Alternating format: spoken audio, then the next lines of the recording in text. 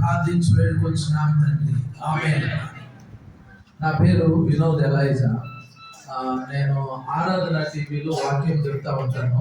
బహుశా ఎప్పుడైనా చూసి ఉండొచ్చు, లేకపోతే చూడకపోయి ఉండొచ్చు.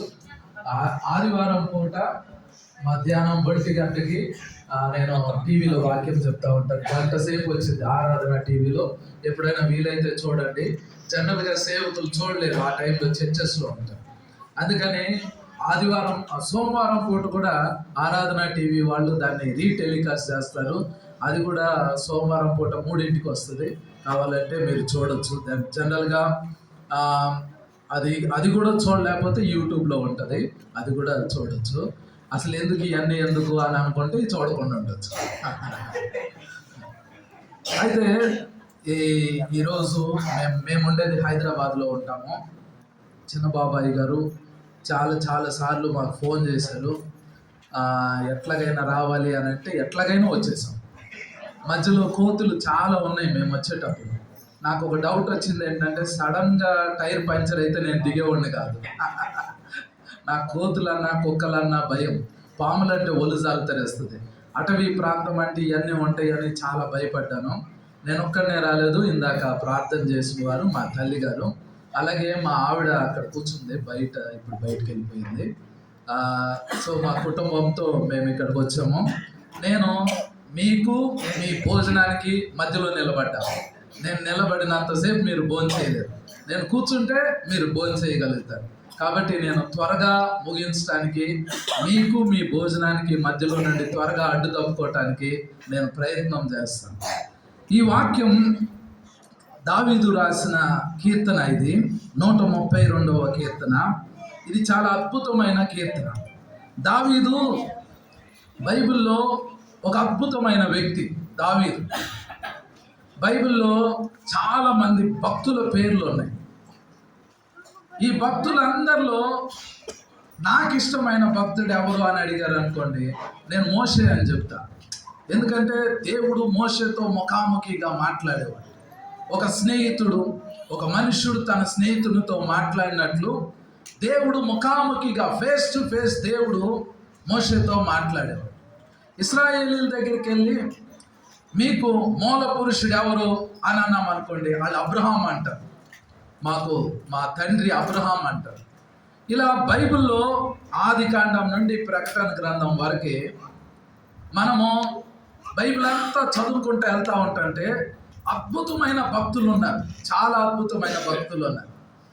కానీ దేవునికి వీళ్ళందరిలో ఎవరు ఇష్టమో అని అడిగామనుకోండి, దేవునికి ఇష్టమైన వాళ్ళు చాలామంది ఉన్నారు. కానీ బైబిల్లో దేవుడు ఎక్కువ సార్లు ఉపయోగించిన పేరు ఏంటంటే దావీదు. దావీదు అనే పేరు బైబిల్లో ఎక్కువగా దేవుని నోట్లో నుండి వచ్చింది.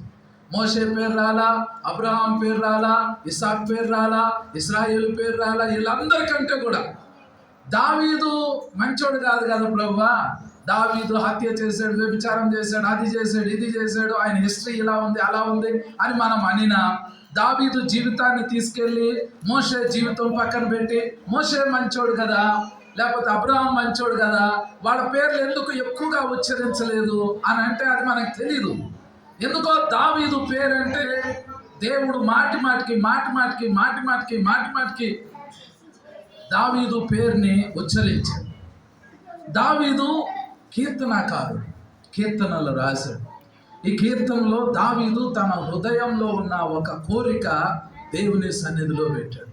వాస్తవానికి ఏమైందంటే, దావీదు ఫస్ట్ టైం తన రాజధానిని యెరూషలేం పట్టణానికి మార్చుకున్నాడు. యెరూషలేం పట్టణంలో తన రాజధానిని కట్టుకుంటే ఆయన రాజుగారు కాబట్టి ఆయన్ని చూడటానికి వేరే దేశం రాజు వచ్చాడు. ఆయన పేరు హీరాము. ఆయన సీదోను దేశానికి చెందిన రాజు. ఆయన్ని కలవటానికి వస్తే దావీదు ఒక టెంట్ వేసుకుని టెంట్లో కూర్చుని ఉన్నాడు. ఆ రాజు వచ్చి అన్నాడు, అయ్యా నువ్వు రాజువి, నీ కోటను కట్టుకోవాలి, నువ్వు ఇప్పుడు మొదటిసారి ఇక్కడ క్యాపిటల్ సిటీకి తీసుకొచ్చావు. అంతకుముందు హెబ్రోన్లో ఉండేది క్యాపిటల్ సిటీ, ఇప్పుడు యెరూషలేంకి వచ్చింది. అందుకని ఈ దావీదు యెరూషలేంలో ఆ టెంట్ కింద కూర్చుంటే ఆ హీరామ్ అనే రాజు చూసి ఆయన ఏం చేశాడంటే, ఎలాగైనా ఈ దావీదు గారికి నేను కోటను కట్టాలి అని ఆయన అనుకున్నాడు. ఆయన ఇంటికి వెళ్ళిపోయి వాళ్ళ దేశంలో మంచి మంచి చెట్లు మొలుస్తాయి, దేవాదారు వృక్షాలు మొలుస్తాయి. ఆ చెట్లు నరికించి ఆ పని చేసే వాళ్ళని ఆ కోటకి కావలసిన పదార్థాలు, రాళ్ళు, చెట్లు, అన్ని పదార్థాలు మోయించుకుని దావీదు ఎక్కడైతే ఏ కొండ మీద అయితే క్యాపిటల్ సిటీ పెట్టుకున్నాడో అక్కడికి తీసుకొచ్చి హిరామ్ అనే రాజు అద్భుతమైన కోటను కట్టించి, అది దావీదు కోసం. దావీదు ఆ కోటలోకి ఎంటర్ అయ్యాడు. అది కొత్త కోట ఆయన కట్టించింది. ఆ కోటలోకి వచ్చి దాన్ని రిబ్బన్ కటింగ్ చేసిన రోజు ఆ కోట చూసుకుని, అరే నా స్నేహితుడు నా కొరకు ఒక మంచి ఇల్లు కట్టించాడు, ఎంత అద్భుతంగా ఉంది అని అలా తిరుగుతా ఆ కిటికీ బయటకు చూశాడు. ఆయన ఇంట్లో నుండి కిటికీ బయటికి చూశాడు. అక్కడ ఏం కనపడిందంటే, బయట టెంట్లో దేవుని మందసం ఉంది, దేవుని సన్నిధి అక్కడ ఉంది. ఈయనేమో కోటలో ఉన్నాడు. దేవుని మందసము, దేవుని ఆరాధన చేసే స్థలము టెంట్లో ఉంది, గుడారంలో ఉంది. ఆ గుడారం కూడా వర్షానికి ఎండి, వర్షానికి తడిచి, ఎండకి ఎండి చీకిపోయి ఉంది. అది రంధ్రం పడేటట్లు ఉంది. దావీదుకి ఏమనిపించిందంటే, అరే నాకు దేవుడు ఒక కోటని ఫ్రీగా కట్టించాడు, ఈ హిరామ్ అనే వ్యక్తి హృదయంలో దేవుడు ప్రేరేపిస్తేనే ఇంత అద్భుతమైన కోటను కట్టించాడు, నేనేమో ఇంత అద్భుతమైన కోటలో ఉన్నాను, నా దేవుని మందస్సమేమో టెంట్ కింద ఉంది, ఇది మంచిగా లేదు, ఇది నాకు నచ్చలా, నేను ఇట్లా ఉండకూడదు, నా దేవునికి ఒక మందిరం కట్టించాలి అని ఆయన అనుకున్నాడు. అప్పుడు ఈ కీర్తన రాశాడు, 132వ కీర్తన. అప్పుడు ఆయన ఈ మాటలు అంటున్నాడు, చదువుతున్నాను చూడండి. యెహోవా దావీదునకు కలిగిన బాధలన్నిటినీ అతని పక్షమున జ్ఞాపకం చేసుకొనుము అని చెప్పి 2వ వచనంలో అంటాడు. అతడు యెహోవాతో ప్రమాణపూర్వకముగా మాట ఇచ్చి యాకోబు యొక్క బలిష్ఠునికి మొక్కుబడి చేసెను. ఆ కిటికీలో నుండి అది చూస్తా దేవునికి ఒక మాట ఇచ్చాడు, దేవుని సన్నిధిలో ఒక మొక్కుబడి చేశాడు. ఏం చేశాడు? ఆ తర్వాత వచనంలో రాయబడింది, ఎట్లనగా యెహోవాకు నేను ఒక స్థలము చూచు వరకు, యాకోబు యొక్క బలిష్ఠునికి ఒక నివాస స్థలము నేను చూచు వరకు, నా వాస స్థానమైన గుడారములో నేను ప్రవేశింపను, నేను పరుండు మంచం మీదకి ఎక్కను, నా కనులకు నిద్ర రానియను అని అన్నాడు. దాని అర్థం ఏంటంటే, అయ్యా నేను నా ఇంట్లోకి ప్రవేశించు, నా మంచం మీద పడుకోను, నా కన్నులకి నిద్ర రాని. ఇప్పుడు నా ప్రథమ కర్తవ్యం ఏంటంటే నీకు ఒక మందిరం కట్టాలి అని అనుకున్నాడు. అది దావీదు హృదయంలో ఉన్న కోరిక. దేవుడు ఎప్పుడు చెప్పలా నాకు ఒక మందిరం కట్టించండి అని ఆయన అనలా. ఆయన కంటే ముందు చాలా మంది గొప్ప గొప్ప భక్తులు వచ్చారు, పోయారు. ఎవరు కూడా దేవునికి ఒక పర్మనెంట్ మందిరం కట్టాలి అని అనుకోలే. దేవుడు వాళ్ళతో మాట్లాడాడు కానీ ఎవరు అలా అనుకోలే. కానీ దావీదు కనిపించింది. దావీదులో ఉన్న ఒక అద్భుతమైన గుణం ఏంటంటే, దేవుడు ఆయనకి ఏది ఇచ్చినా ఆయన ఏం చేస్తాడంటే ఆయన కోసం వాడుకోడు. ఆయన ఎప్పుడు దేవుని గురించి ఆలోచిస్తూ ఉంటాడు, ఎప్పుడు దేవుని గురించి ఆలోచిస్తూ ఉంటాడు. ఇప్పుడు ఆయన ప్రమాణం చేశాడు, మొక్కుబడి చేశాడు, నేను నా కోటలోకి వెళ్ళను, నేను ఆ మంచి పరుపు మీద పడుకోను, నా కన్నులకి నిద్ర రాని. ఎప్పటి వరకు అంటే, నీ కొరకు నేను ఒక స్థలాన్ని వెతకాలి, నీ కొరకు ఒక మందిరాన్ని నేను కట్టాలి. మందిరం కట్టాలంటే ఎవరైనా కట్టవచ్చు, ఎక్కడైనా కట్టవచ్చు, ఎలా అయినా కట్టవచ్చు. యాక్చువల్గా ఇది జరగక ముందు ఒక ఆయన అనుకున్నాడు, నేను దేవునికి ఒక మందిరం కట్టాలి అని అనుకున్నాడు. ఆయన ఎవరంటే ఆయన యాకోబు తన అన్న చంపుతాడు అనే భయంతో తన తండ్రి ఇంటి నుండి పారిపోతున్నాడు. అతడు ఉదయం పూట నడవటం స్టార్ట్ చేశాడు. ఆ రోజుల్లో బైకులు లేవు, కార్లు లేవు, ఏమి లేవు, ప్రయాణం అంతా కాలి నడకనే జరిగేది. యాకోబు అనే ఆయన ప్రాణ భయంతో తన తండ్రి ఇంటి దగ్గర నుండి ఉదయం పూట నడవటం స్టార్ట్ చేశాడు. అలా నడుచుకుంటా వెళ్ళిపోతా ఉంటుంటే ఆ ఎడారిలో సాయంత్రం అయ్యేసరికి ఒక స్థలంలోకి వచ్చాడు. అక్కడికి వచ్చేసరికి చీకటి పడితే ఇక నడవలేడు. ఆయన చేతిలో లాంతర్ లేదు, టార్చ్ లైట్ లేదు, ఎటు వెళ్ళాలో తెలియదు.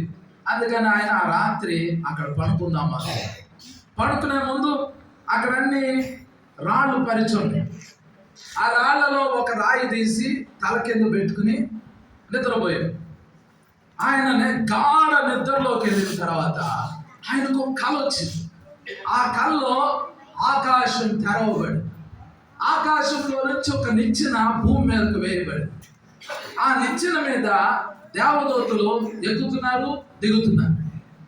ఆ నిచ్చెన పైన దేవుని సింహాసనం. ఈయన కళ చూశాడు. ఆ దేవుడు ఆ అత్యున్నత సింహాసనం మీద నుంచి ఈ యాకోబుతో మాట్లాడుతున్నాడు. యాకోబుతో అంటున్నాడు, యాకోబు, నేను నీ తండ్రి దేవుణ్ణి. నువ్వు ఏ స్థలంలో అయితే పడుకున్నావో ఈ భూమిని, ఈ దేశాన్ని నీకు ఇచ్చేస్తాను. నేను నిన్ను ఆశీర్వదిస్తాను. నేను నిన్ను అన్ని వైపులా విస్తరింపజేస్తాను. ఇలా మాట్లాడేసరికి ఆయనకు ఒక్కసారిగా షాక్ గురై ఉలిక్కిపడి లేచాడు. అరే ఇదేంటి, ఇది చాలా అద్భుతంగా ఉంది, ఇక్కడ ఏం జరుగుతుంది అని చెప్పి ఆయన ఒక మాట అంటాడు. ఒకసారి ఆదికాండము 28వ అధ్యాయము 17వ వచనం చదువుతున్నాను చూడండి. 16వ వచనం. యాకోబు నిద్ర తెలిసి నిశ్చయముగా యెహోవా ఈ స్థలమందున్నాడు, అది నాకు తెలియకపోయినా అనుకొని భయపడి, ఈ స్థలము ఎంతో భయంకరమో, ఇది దేవుని మందిరమే గాని వేరొకటి కాదు, పరలోకపు గవిని ఇదే అనుకొనెను అని రాయబడి. మీకు అర్థమైందా?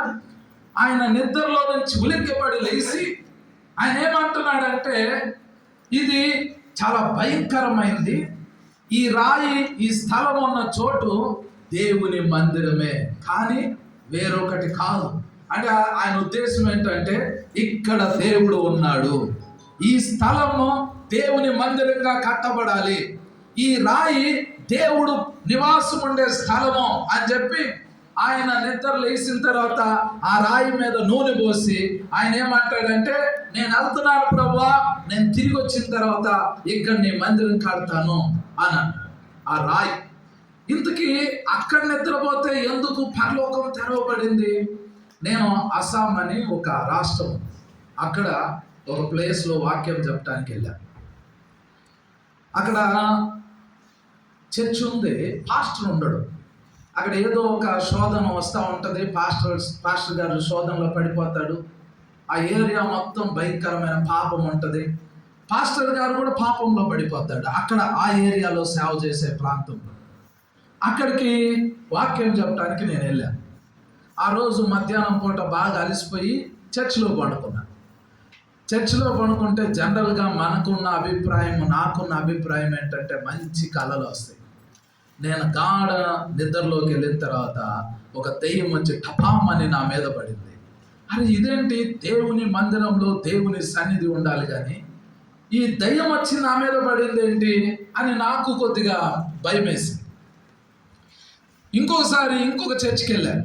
అక్కడ ఒక పాస్టర్ గారు దెయ్యాలకి ఫేమస్ పాస్టర్ గారు. అంటే దయ్యాలను మాత్రమే ఆ పాస్టర్ గారు వదిలేస్తాడు. ప్రతి శనివారం ఆయన చర్చిలో ప్రేయర్ పెడతాడు. ఆ చర్చికి వచ్చేది ఎవరంటే, దయ్యం పట్టిన వాళ్ళని మాత్రమే తీసుకుని వస్తారు. ఆ దయ్యం పట్టిన వాళ్ళని అక్కడే వదిలిస్తూ ఉంటాడు. దయ్యాలు పట్టిన వాళ్ళు వస్తారు, దయ్యాలు వదిలిపోతాయి, దయ్యాలు పట్టిన వాళ్ళు వస్తారు, వదిలిపోతాయి. ఆ చర్చికి నేను మొదటిసారి వెళ్ళి ప్రార్థన చేసుకుందామని కళ్ళు మూసుకుని ఉంటే చుట్టూ నల్లటి ఆకారాల్లో దయ్యాలు కనపడతా ఉన్నాయి. ఇదేంట్రా బాబు, ఈ చర్చిలో దయ్యాలు కనపడుతున్నాయి అని అంటే, అక్కడ దయ్యాలు వదిలిస్తూ ఉంటారు. అక్కడ జరిగేదే అది. ఆ దయ్యాలు ఎక్కడికి వెళ్ళో ఆ చర్చి చుట్టూ తిరుగుతూ ఉంటాయి. ఆ వదిలిపోయినాడు మళ్ళీ ఎప్పుడు వస్తాడా, వాళ్ళు దూరదామా అని. అయితే ఇక్కడ దేవుని మందిరం లేదు. యాకోబు పడుకున్న చోట అది ఎడారి ప్రాంతం. తల కింద రాయి పెట్టుకుని పడుకొని ఉంటే అక్కడ ఆకాశం తెరవబడింది. ఆయన అంటున్నాడు, ఇక్కడ ఇది దేవుడు ఉండే స్థలము, ఇది దేవుని మందిరమే గాని వేరొకటి కాదు అని చెప్పి ఆయన ఏమన్నాడంటే, ఇది పరలోకపు గవిని. This is the gate to heaven. పరలోకపు గవిని అంటే ఇది పరలోకానికి ఒక గేట్. ఇక్కడ ద్వారం తెరవబడుతుంది. అంటే మీరు గనక ఇప్పుడు అక్కడికి వెళ్ళి నిలబడ్డారు అనుకోండి, కరెక్ట్గా మీ పైన ఆకాశంలో పరలోకపు ద్వారం తెరవబడింది. కరెక్ట్గా ఆ లొకేషన్లోకి వెళ్తే. ఇంతకు ఆ ప్లేస్ పేరు ఏంటంటే బేతేల్. దాన్ని బేతేల్ అంటారు. యాక్చువల్గా అక్కడే ఎందుకు దేవుడు ప్రత్యక్షం అవుతున్నాడు, అక్కడ పడుకుంటేనే ఎందుకు దేవుడు ఈయనకి కలలో కనపడ్డాడు? కారణం ఏంటి అని అంటే, ఈ యాకోబు అనే ఆయన తండ్రి గారి పేరు ఇస్సాకు. ఇస్సాకు వాళ్ళ నాన్నగారి పేరు అబ్రహాం. అబ్రహాం అనే ఆయన ఒకప్పుడు బేతేలులోకి వచ్చాడు. కరెక్ట్గా ఈ అబ్బాయి ఎక్కడ పడుకున్నాడో ఆ స్థలంలో అబ్రహాం ఒకప్పుడు బలిపీఠాన్ని కట్టాడు. అక్కడ అబ్రహాంకి దేవుడు ప్రత్యక్షమయ్యాడు. అక్కడ అబ్రహాము బలులు అర్పించాడు. అక్కడ దేవుడు అబ్రహాంతో మాట్లాడాడు. అబ్రహాము దేవుణ్ణి కలుసుకున్న స్థలం అది. ఆ తర్వాత అబ్రహాం చనిపోయాడు. దేవుడు ఆ స్థలం నుంచి పరలోకంలోకి వెళ్ళిపోయాడు. ఆ బలిపీఠం మీద ఉన్న రాళ్ళు చిందరవందరగా పడిపోయినాయి. అక్కడ ఆ స్థలాన్ని ఎవరు గుర్తించలా. అక్కడ అబ్రహాము దేవుడు కలుసుకున్నారనే విషయం ఎవరికీ తెలియదు. ఈయన యాక్సిడెంటల్ గా అక్కడికి వెళ్ళి కరెక్ట్ గా ఏ బలిపీఠం రాళ్ళు అయితే అక్కడ పడిపోయి ఉన్నాయో ఆ లొకేషన్ లో ఆ బలిపీఠం రాయి తీసుకుని ఆయన తల కింద పెట్టుకుంటే ఎగ్జాక్ట్ గా అక్కడ దేవుడు ప్రత్యక్షమయ్యాడు. అంటే ఆ స్థలంలో ఇది వరకే దేవుని పాదం పెట్టబడింది. ఆ స్థలంలో దేవుడు వచ్చాడు కాబట్టి ఆ అనాయింటింగ్, ఆ ప్రెజెన్స్, ఆ సన్నిధి నిత్యత్వం వరకు అక్కడే ఉంటుంది. అలాంటి ప్లేస్లో ఈ యాకోబు అని ఆయన పడుకున్నాడు. నేను ఇందాక చెప్పాను చూడండి, గోహతి చర్చ్లో దెయ్యం వచ్చి మీద పడింది, లేకపోతే ఇంకో స్థలంలోకి వెళ్తే కళ్ళు మూసుకుంటే దెయ్యాలు వచ్చి. అక్కడ ఎందుకు అలా జరుగుతుంది? అంతేకాదు, చాలా చర్చెస్లో ఈరోజు దేవుని ప్రెజెన్స్ లేదు, దేవుని సన్నిధి లేదు. దేవుని సన్నిధి రావాలి అని అంటే, యాకోబుకి ఒక దర్శనం రావాలి అని అంటే, దానికంటే ముందు అబ్రహాం అనే ఆయన అక్కడ ఒక బలి అర్పించాలి. ఈ మందిరంలో దేవుడు ఏదైనా కార్యం జరిగించాలి అని అంటే ఈ స్థలంలో మనము ప్రార్థన ద్వారా దేవుని సన్నిధిని ఆహ్వానించాలి. ఈరోజు ప్రతిష్ట చేయటం అంటే ఏంటంటే మనందరము ఇక్కడ ప్రార్థన చేయాలి. మనం వెళ్ళిపోయిన తర్వాత సంఘం ఇక్కడ ప్రార్థన చేయాలి. సంఘం తర్వాత ఎక్కడెక్కడ నుంచి అయితే ప్రజలు వస్తున్నారు ఇక్కడ ప్రార్థన చేయాలి. ఇక్కడ ప్రార్థన చేస్తూ చేస్తూ చేస్తూ చేస్తూ చేస్తూ చేస్తూ ఉన్నప్పుడు ఏదో ఒక రోజు సడన్ గా ఎవరికో ఒకరికి దేవుని ప్రత్యక్షత ఈ స్థలంలో వచ్చింది. అక్కడ నుండి ఈ స్థలంలో అందరికీ పరలోకం తెరవబడింది. యాక్చువల్గా అక్కడ మందిరం కట్టబడాలి యాకోబు లెక్క ప్రకారం. కానీ దావీదు ఏమంటున్నాడంటే అక్కడ మందిరం కట్టకుండా ఆయన ఏమంటున్నాడంటే నేను దేవునికి ఒక స్థలం వెతకాలి అని అంటున్నాడు. యాకోబు ఎక్కడ స్థలం వెతకాలి అని అంటే దావీదు యాకోబు చూపించిన ఆ స్థలంలోకి వెళ్ళి మందిరాన్ని కట్టాలి. కానీ దావీదు అంటున్నాడు, అయ్యా నేను నీకు ఒక స్థలం కనుక్కోవాలి అని అంటున్నాడు. చివరికి దావీదు ఒక స్థలాన్ని కనుక్కున్నాడు. అదే స్థలం అంటే దేవుడే దావీదుతో చెప్పాడు, ఈ స్థలాన్ని నేను కోరుకున్నాను. ఏ స్థలం అది? బేతేల్ కాదు. ఏ స్థలం అంటే అదే కీర్తన 132వ కీర్తన 13వ వచనం చదవండి. 132వ కీర్తన 13వ వచనం. యెహోవా సియోనును ఏర్పరచుకొని ఉన్నాడు, తనకు నివాస స్థలముగా దానిని కోరుకొని ఉన్నాడు. ఈయన దేవుని కొరకు మందిరం కడదామని ఎక్కడెక్కడో ఎతికి చివరికి వెళ్ళి దేవుడిని అడిగాడు, అయ్యా నీ మందిరాన్ని ఎక్కడ కట్టమంటావు అంటే దేవుడు అన్నాడు, సియోనులో నా మందిరాన్ని కట్టు, ఆ స్థలాన్ని నేను కోరుకున్నాను అన్నాడు. మరి బేతేల్లో నీ సన్నిధి ఉంది కదయ్యా, అక్కడ యాకోబుకి ప్రత్యక్షమయ్యో, అక్కడ అబ్రహాంకి ప్రత్యక్షమయ్యో, అక్కడ ఆల్రెడీ బలిపీఠం కట్టబడింది, మరి అక్కడ నీ కొరకు మందిరం కట్టొద్దా అని అంటే దేవుడు ఏమన్నాడంటే లేదు సియోన్లో కట్టు. సియోన్లో ఎందుకు? సియోన్లో ఎందుకంటే సియోను అనేది యెరూషలేములో ఒక భాగం. ఈ యెరూషలేము అనే కొండకి అంతకు ముందు ఉన్న పేరు ఏంటంటే 4-5 కొండలు కలిస్తే అది ఒక పర్వతం అయింది. అంతకుముందు ఉన్న పేరు ఏంటంటే ఒక పర్వతం పేరు మొరియా పర్వతం. మొరియా పర్వతం మీద ఏం జరిగింది? అబ్రహాము తన కుమారుని తీసుకెళ్ళి దేవునికి బలి అర్పించడం స్టార్ట్ చేశాడు. కరెక్ట్గా ఆ లొకేషన్లో. ఇప్పుడు అక్కడేమో గొర్రెపిల్లను అర్పించాడు బేతేల్లో, అక్కడ దేవుడు ప్రత్యక్షమయ్యాడు. కానీ అంతకంటే ప్రశస్తమైనది ఏంటి అని అంటే తన కుమారుడిని మొరియా పర్వతం మీద అప్పగించడానికి ఆ బలిపీఠం మీద పెట్టాడు. అది దేవునికి చాలా మంచి అద్భుతమైన ప్రశస్తమైన స్థలముగా అనిపించింది. అది తర్వాత యెరూషలేముగా పిలువబడింది, అది తర్వాత సియోనుగా పిలువబడింది. మొత్తానికి అక్కడ దేవుని మందిరము కట్టబడింది. ఇప్పుడు కనుక మనం వెళ్ళి అక్కడ చూసామనుకోండి, అక్కడ మసీదు ఉంది, అక్కడ లేదు. సొలొమోను అక్కడ దేవునికి మందిరం కట్టించాడు కానీ అది కూలగొట్టాడు. తర్వాత ఏ రోజు దాన్ని పొడిగించాడు కానీ అది కూలగొట్టాడు. ఇప్పుడు అదే స్థలంలో ఏముందంటే ఇస్లాం మతస్థులు మసీదు ఉంది, ఇప్పుడు లేదు అక్కడ. ఇప్పుడు వెళ్ళి దేవుణ్ణి, ప్రభువా ఒక మందిరం నీకు కావాలి ఆయన, ఈ మందిరం ఎక్కడ కట్టించమంటావు అని అంటే ఆయన ఏమంటాడంటే, అరే అక్కడ ఎక్కడ కాదు, నీ దేహమే నా ఆలయంగా చేసుకుని నీ లోపలికి నేను అడుగు పెడతాను అని అన్నాడు. హల్లెలూయా. దేవుడు మన లోపలికి వస్తాను అని చెప్పాడు. దేవుణ్ణి గనక మన లోపలికి తీసుకున్నాము అని అనుకోండి, యాక్చువల్గా అసలు బైబిల్ని కనుక నిజంగా నమ్మితే మనము సూపర్ న్యాచురల్గా మారాలి. మార్కు సువార్త 16వ అధ్యాయంలో యేసుప్రభు ఏం చెప్పాడంటే, నమ్మిన వారి వలన ఈ సూచక్రియలు కనపడదు. నమ్మినోడు పాములను ఎత్తి పట్టుకుంటాడంట. అంటే విషపూరితమైన ఒక పాము కరిసినా మనం చనిపోకూడదు, కానీ పాము కరితే చచ్చిపోతాం. యేసుప్రభు ఏం చెప్పాడంటే, మరణకరమైనది ఏది తాగినా ఏది వారికి అంత మాత్రమో హాని చేయదు అని అంటాడు. మన కరోనా వస్తేనే చచ్చిపోతాం. అంటే బైబిల్కి మన జీవితానికి చాలా దూరం ఉంది, చాలా వ్యత్యాసం ఉంది. పౌలు అనే ఆయనకి పాము కరిసింది, ఇలా కలిసి ఎలాడుతుంది. ఆ పాము చాలా డేంజరస్ సర్పం. ఆ పాముని ఇలా అగ్నిలో విదిలించేశారు, పాము చచ్చిపోయింది, కానీ పౌలు చనిపోవాలి. పౌలు వాళ్ళ కాలంలో, వాళ్ళ జీవితాల్లో వాళ్ళు చాలా చాలా అద్భుతంగా జీవించారు. క్రైస్తవులంగా మనకి రెండు మరణాలు రావాలి. ఒకటి, పూర్తి ముసలోళ్ళం అయిపోయి ప్రభాయికి నాకు వద్దు ఈ జీవితం, నన్ను తీసుకో అని చెప్పాలి. ఆ టైంకల్లా మీరేం చెప్పాలి అని అంటే, ఇక సమాప్తం అయింది, నేను చేయాల్సిందంతా చేశాను, నన్ను తీసుకో అని చెప్పాలి. లేదా హతసాక్షులం అవ్వాలి.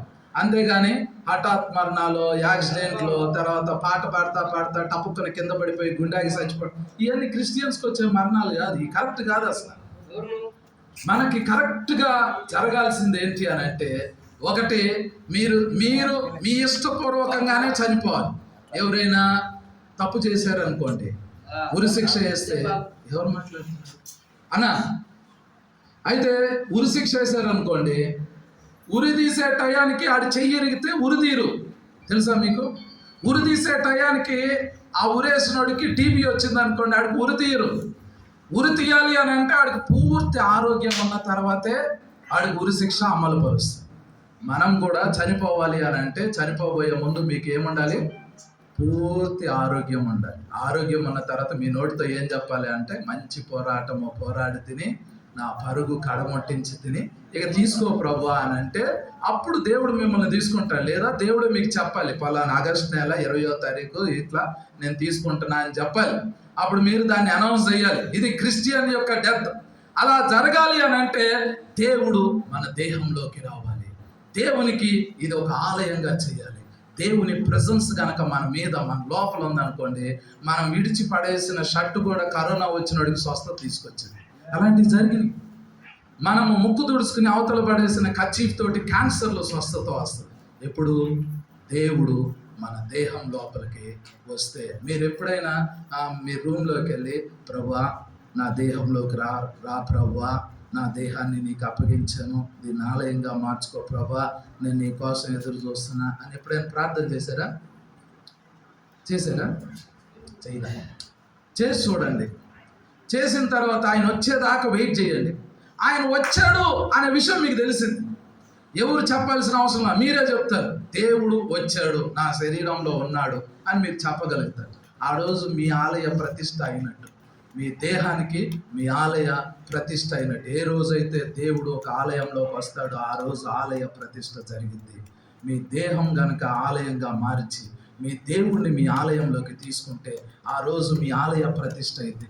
మీ ఆలయంలో దేవుడు ఉంటే మీ ద్వారా అనేకులు ఆశీర్వదింపబడతారు. అట్టి కృప పరిశుద్ధాత్మ దేవుడు మనందరికీ దయచేయను గాక. ఆమేన్. ప్రార్థన చేసుకున్నాం. పరిశుద్ధుడా తండ్రి, నాయనా మీకు వందనాలు ప్రభువా. ఈరోజు ఈ ఆలయంలోకి మీ సన్నిధి తీసుకొచ్చినందుకు వందనాలు తండ్రి. ఈ స్థలమందు చేయబడు ప్రార్థనకి మీరు చెవి యొక్కే దేవుడు ప్రభువా. నాయనా ఈరోజు మాతో మాట్లాడిన ప్రతి మాటకై మీకు వందనాలు ప్రభువా. ఈరోజు నాయనా తండ్రి కోమో చిన్నబాబు గారిని మీరు జ్ఞాపకం చేసుకోండి ప్రభువా. వారిని ప్రేరేపించారు తండ్రి. ఈ మందిరం కట్టడానికి నాయన వారికి నాయన మీరు లోపించారు ప్రభువా. ఈ స్థలంలో వారి కుటుంబం అంతా ప్రార్థన చేసినప్పుడు, సంఘం అంతా ప్రార్థన చేసినప్పుడు నాయన మీ ప్రత్యక్షత ఈ స్థలంలో ఉంచండి తండ్రి. వారి దేహాన్ని మీ ఆలయాలుగా మార్చి వారి లోపల మీ సన్నిధి ఉంచి నాయన ఆలయ ప్రతిష్ట వారిలో జరిగించండి ప్రభువా. నూతన సృష్టిగా వారిని చేయండి నాయన. బిడ్డలందరినీ దీవించండి ప్రభువా, ఆశీర్వదించండి తండ్రి. చేరి వచ్చిన బిడ్డలను జ్ఞాపకం చేసుకొని ప్రభువా, వారి దేహాన్ని మీకు సమర్పిస్తున్నారు తండ్రి. ఈరోజు వారు తండ్రి తమ దేహాన్ని మీకు ఆలయాలుగా ప్రతిష్ఠిస్తుండగా వారి దేహంలో మీరు ప్రవేశించండి, వారి దేహంలో మీరు ప్రవేశించండి తండ్రి. ఇక్కడున్న ప్రతి కుమార్తె, ఇక్కడున్న ప్రతి కుమారుడు వారిని జ్ఞాపకం చేసుకొని ప్రభువా, వారి దేహాల్లో మీరు ప్రవేశించండి. హల్లెలూయా. వారి దేహాల్లో మీరు ప్రవేశించండి, వారి దేహాల్లో మీరు ప్రవేశించండి. అందరూ చెప్పండి, యేసయ్యా నా దేహాన్ని నీ ఆలయంగా మార్చుకోండి. యేసయ్యా నా దేహంలోకి మీరు రండి, నాలో నివసించండి. ఈరోజు ఈ దేహం అనే ఆలయాన్ని మీ సన్నిధితో ప్రతిష్ఠించండి. నన్ను నేను నీకే సమర్పించుకుంటున్నాను. యేసయ్యా బిడ్డలు ఎంతమంది అయితే ఈ ప్రార్థన చేశారో ప్రభువా, వారిని ఈరోజు ప్రతిష్ఠించండి. వారి హృదయాలు వారి దేహాలు మీరు ఉండండి. వారి జీవితాల్లో గొప్ప కార్యాలు జరిగించండి. మీ బిడ్డలు మీ హస్తానికి అప్పగించండి. ప్రత్యేక సంఘాన్ని మీ బిడ్డలందరూ మీరు ఆశీర్వదించండి. యేసు నామములో ప్రార్థించుకుంటున్నాము. ఆమేన్.